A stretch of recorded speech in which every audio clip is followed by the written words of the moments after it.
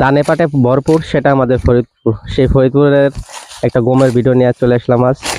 আশা করি আজকে ভিডিওটা ভালো লাগবে। আসসালামু আলাইকুম এভরিওয়ান। আজকে তো ভিডিওতে আপনারা দেখতে পাইতেছেন যে আমাদের এলাকায় আমার এক ভাতিজা, সে গম কাটার জন্য চলে আসছে। আমরা তো ভিডিওতে দেখতেছেন কি সুন্দরভাবে সে গম কাটতেছে। তার জমিটা দেখেন, তার জমিটা এক সাইডে পেঁয়াজ, এক সাইডে বলতে আপনার গম। সে এক সাইডে পেঁয়াজ, এক সাইডে গম কিসের জন্য লাগাইছে, এখন তার কাছে বিস্তারিত আমরা জানার জন্য চেষ্টা করব। আসসালামু আলাইকুম। ওয়ালাইকুম আসসালাম রহমতুল্লাহ। আপনি যে এই জমিটায় বলতে এক সাইডে পেঁয়াজ বা এক সাইডে গম লাগাইছেন, এটা কিসের জন্য? যদি একটু বলতেন আমার দর্শকরা, তাহলে এরা হয়তো বা জানতে পারতো। আসলে বর্তমানে যে পেঁয়াজের বাজার, আমি গম লাগাই অনেক উপকৃত হয়েছি, কারণ গমের দাম আছে।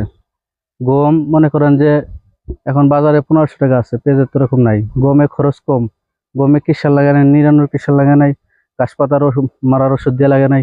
পেঁয়াজ মনে করেন যে লাগানোর, কোবানোর ইত্যাদি বিভিন্ন কাজে ওষুধ, ঘাস মারার পানি, সিড বিভিন্ন পর্যায়ক্রমে আমাদের কৃষক নেওয়া হয়েছে, কৃষক নিয়ে নিয়ে কাজ করছি, যার কারণে এই অনেক খরচ হয়ে গেছে। বর্তমান পেঁয়াজের দাম খুব কম, 1000 টাকা মন। সেই তুলনায় গম যতটুকু লাগাইছি অর্ধেক বইতে, আমার এটা আরো উপকার হয়েছে বেশি, কারণ গম আলহামদুলিল্লাহ ভালো হয়েছে। তো এর থেকে অনেক উপকার হবে ইনশাল্লাহ।